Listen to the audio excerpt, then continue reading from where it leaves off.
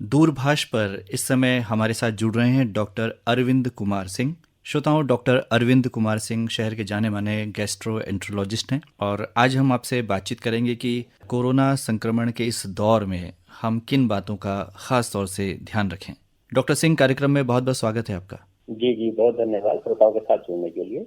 Doctor Singh, हम सभी जानते हैं कि लॉकडाउन की अवधि बढ़ा दी गई है और इस जी दौरान कुछ रियायतें प्रदान की जाएंगी और जो दैनिक कार्य हैं लोग कर पाएंगे। इसमें दुकानों के खुलने की बात भी की गई है और जी लोग खरीदारी भी कर रहे हैं, ऑफिसेज भी जाना शुरू कर दिया है लोगों ने, जी कुछ रियायतों के साथ और जी कुछ बंदिशों के साथ। डॉक्टर सिंह, किन बातों का खास तौर से ध्यान रखें, क्योंकि फिजिकल डिस्टेंसिंग जो है सबसे मुख्य बात है जिस पर ध्यान रखना होगा। आप क्या कहेंगे? देखिए, सबसे पहले तो मैं कहना चाहूंगा कि जो रियायतें मिली हैं हम उनको ये ना समझें कि हम खतरे से बिल्कुल एकदम बाहर आ चुके हैं। असली खतरा हमारे सामने अभी भी है, क्योंकि जिस तरह के आंकड़े हम लोग डेली देख रहे हैं, हमारे जो केसेस आ रहे हैं पॉजिटिव, वो एक निहायत ही चिंता का विषय है। तो मैं सभी श्रोताओं से यही कहना चाहूंगा कि अगर सरकार ने आपको जो रियायतें दी हैं, आप उनका बहुत सख्ती से पालन करिए। जो भी एडवाइजरी उसको भूलना नहीं है। नॉर्म हम पहले से फॉलो करते आ रहे हैं, जो चीजों का हमने पहले से पालन किया है, हमें उन चीजों को भूलना नहीं है। और इसमें जो इस समय हम लोग देख रहे हैं कि बहुत सारे लोग बाहर निकल रहे हैं, दुकानें खुली हैं या बहुत सारी जो पब्लिक प्लेसेस है वहां पे लोगों ने जाना शुरू किया है, तो वो चीजों का हमको पूरा विशेष ध्यान रखना है। अगर हम उसमें बिंदुवार देखें तो सबसे पहले तो मैं ये कहना चाहूंगा कि बाहर तभी निकले जब अति आवश्यक हो। देखिए, सब सुनिए, अति आवश्यक। आप रूटीनली बाहर से मत निकलिए, क्योंकि ये अभी भी हमको पता नहीं है कि हम लोग जिन पब्लिक के साथ मिक्स होंगे उनमें से कौन केस है कौन नहीं है। आपको एक ही सूत्र याद रखना है, आप जब भी पब्लिक प्लेस में जाएंगे आपको ये मान के चलना है कि या तो मैं पॉजिटिव हूँ या सामने वाला पॉजिटिव है। मतलब भले ही आप पॉजिटिव नहीं, आपको ऐसा सोचना है ताकि एक डिस्टेंस बना रहे, ताकि एक सावधानी बनी रहे। आपको सावधानी पूरी लेनी है। तो हम आगे और बहुत सारी चीजों पे डिस्कशन करेंगे, तो उसमें छोटी छोटी बातें हैं जो हम लोग काफी हद तक जिन पे हम विशेष ध्यान रख सकते हैं। तो आपने कहा कि बहुत छोटी छोटी चीज़ें हैं जिन पर ध्यान रखना होगा। खास तौर से आपने सोशल डिस्टेंसिंग की बात की और ये बहुत अच्छी बात की कि हम ये मान के चलें कि या तो हम पॉजिटिव हैं या हमारे सामने वाला। तो इससे जो एहतियात है वो हम बरत पाएंगे और संदेह की दृष्टि से जब हम सामने वाले को देखेंगे तो शायद अपनी सुरक्षा हम कर पाएंगे। डॉक्टर सिंह, इस दौरान जो खास बिंदु हैं जिन पर आप चर्चा करना चाहते हैं उनको हमारे श्रोताओं को बताएं। जी देखिए, मैं सबसे पहले कहना चाहूंगा, जो मैंने अभी आपसे बात की है कि घर से तभी निकले बाहर जब आपको अति आवश्यक हो। इसमें बहुत सारी चीजें हैं, जैसे बहुत सारे लोग हैं कि जैसे अभी हॉस्पिटल भी जाना है, क्लिनिक पे भी जाना है। तो मैं एक एज ए डॉक्टर होने के नाते आपसे ये बहुत ही जरूरी चर्चा मैं करना चाहता हूँ कि देखिए, अगर आपको वाकई में बहुत आवश्यकता है, आपको लग रहा है कि मुझे दिखाना ही पड़ेगा या ऐसी चीजें जो मैं अवॉइड नहीं कर सकता हूँ, तो आप निश्चित रूप से क्लिनिक पे जाइए, हॉस्पिटल में जाइए। लेकिन आपको सावधानी रखनी है। आपको सावधानी सेंस में रखना है कि आपको दूसरों को भी बचाना है और खुद भी बचना है। हम लोग जो इस समय जो हमारे समाचार पत्र हैं या हमारे टीवी पे हम लोग देख रहे हैं कि फला हॉस्पिटल में इतने केस पॉजिटिव आ गए, फला हॉस्पिटल में ये हो गया। कई बार हमें लगता है कि अरे ये हॉस्पिटल में ऐसा कैसे हो गया। देखिए, वो हॉस्पिटल में जो लोग गए हैं, जिन्होंने एहतियात नहीं बरती है या जिनको पता ही नहीं था कि हमको है, ये चीजें वहीं से आती हैं। तो अगर आप हॉस्पिटल में जाते हैं तो एक तो घर से बाहर निकलने से पहले मास्क लगाएं।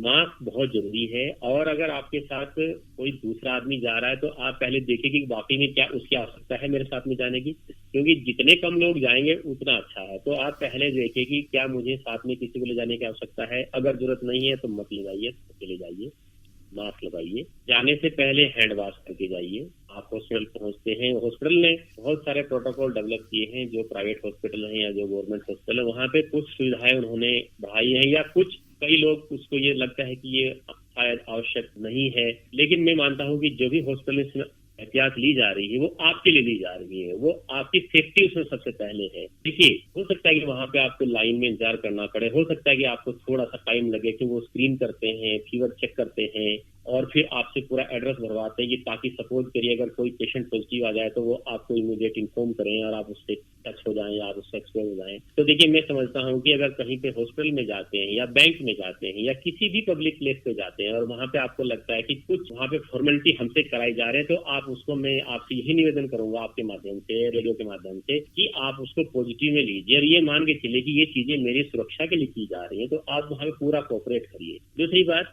जब आप किसी भी पब्लिक प्लेस से पहुंचते हैं, चाहे वो बैंक है, चाहे वो वहाँ पे हॉस्पिटल है या और कोई पब्लिक प्लेस है जहाँ पे आपको जाना है, तो वहाँ पे जितना भी संभव हो चीजों को कम से कम छुएं। जैसे सपोज करिए आप दरवाजा खोलते हैं तो नोट का कम से कम यूज करें। और दूसरी बात है कि सपोज करिए आप वहाँ पे आप रिसेप्शन पे जाते हैं तो जो रिसेप्शन टेबल होती है आप उसको टच ना करें, या जब भी आप जो भी सामने जो आपके आदमी बैठा हुआ है रिसेप्शन पे, आप प्रेफरेबली जब बात करें तो उससे डायरेक्ट उसकी तरफ देख के बात ना करें, थोड़ा सा आप फेस को मोड़ लीजिए ताकि डायरेक्टली एक्सपोजर ना हो। और जब भी आप हॉस्पिटल में कहीं पे या किसी बैंक में कहीं वेटिंग में बैठते हैं तो एक निश्चित रूप से एक गैप बना के बैठिए और प्रेफरेबली मास्क तो बिल्कुल ना हटाए। बहुत सारे लोगों में जब क्लिनिक में बैठा होता हूँ या ओपीडी में बैठा होता हूँ, बहुत सारे लोग जब वो अंदर एंटर करते हैं तो मास्क को हटा लेते हैं। उनको लगता है कि शायद हम मास्क हटा के अच्छी तरह बोल पाएंगे। ऐसा कुछ भी नहीं है। अगर आप मास्क लगा के भी बात करेंगे तो आपकी बात उतनी ही अच्छे से सुनी जाती है। तो मास्क पहनने का भी आपको एक सही तरीका होना चाहिए कि आपका मुंह और आपका नाक पूरी तरह से कवर होना चाहिए। और प्रेफरेबली जब आप डॉक्टर से बात करते हैं, अगर उसमें उस समय अगर आप डॉक्टर की तरफ मुंह ना करके आप साइड में दूसरी तरफ मुंह करके बात करेंगे तो निश्चित रूप से उससे एक्सपोजर का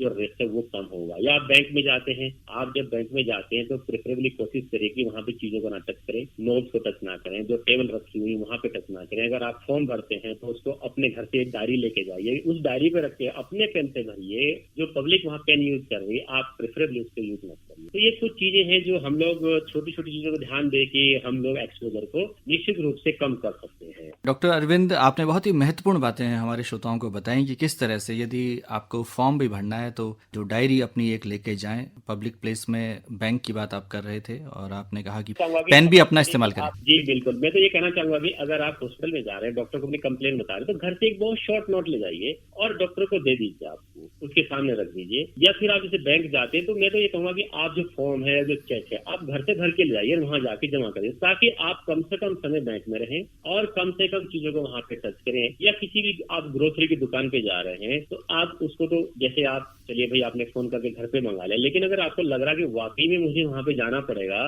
तो आप पहले से पूरी तैयारी करके जाइए कि मुझे क्या क्या चीज लेनी है। बिना टाइम वेस्ट किए वहां पे फटाफट लीजिए, बाकी जो नॉर्म्स है उनको फॉलो करिए और अपने घर आ जाइए। और घर आने के बाद भी जो सबसे बड़ी चीज, अगर आप सामान लेने जा रहे हैं तो प्रेफरेबली एक आदमी जाए उसमें, और वो भी खास से जो यंग लोग हैं घर में, जो यंग हैं, आप प्रेफरेबली उनको घर से बाहर भेजिए। जो हमारे बुजुर्ग लोग हैं प्रेफरेबली उनको आप बाहर मत निकालिए।